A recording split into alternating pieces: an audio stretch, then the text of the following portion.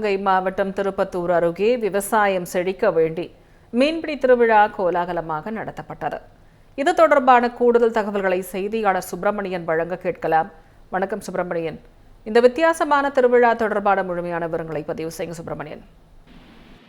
வணக்கம் திவ்யா. சிவகங்கை மாவட்டம் திருப்பத்தூர் மற்றும் அதனை சுற்றியுள்ள கிராமங்களில் கண்மாய் நீரை வைத்தே விவசாயமானது மேற்கொள்ளப்பட்டு வருகிறது. அதாவது விவசாய காலம் முடிவடைந்த பின்பு மீதம் இருக்கக்கூடிய தண்ணீரில் மீன்களை வளர்ப்பது வழக்கம். அந்த மீன்களை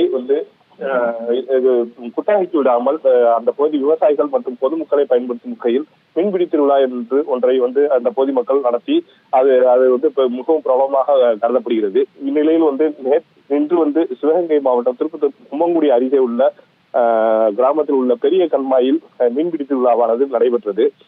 முன்னதாகவே சமூக வலைதளங்கள் மூலம் இன்று மீன்பிடி திருவிழா நடைபெறுவதாக கிராம மக்கள் சார்பில் அறிவிக்கப்பட்ட நிலையில் இதில் பங்கேற்க அருகில் உள்ள மதுரை, திண்டுக்கல், புதுக்கோட்டை உள்ளிட்ட மாவட்டத்தின் பல்வேறு பகுதிகளில் இருந்தும் ஏராளமான மீன்பிடிப்பு வீரர்கள் வந்திருந்தனர்.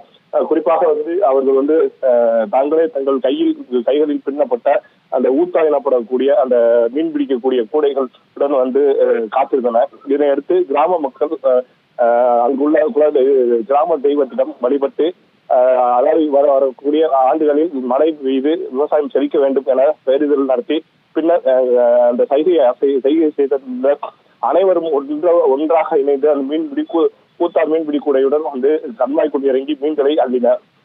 இதில் பார்த்தீங்கன்னா குறிப்பாக கட்லா, ரோகு, ஜிலேபி, கெண்டை, விரால் என பல மீன்கள் ஏராளமானவை கையில் பிடிபட்ட நிலையில் அதனை மக்கள் ஆர்வமுடன் பிடித்து சென்றனர்.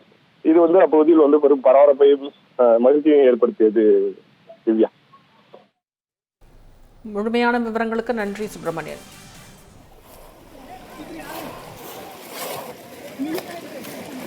எடுத்து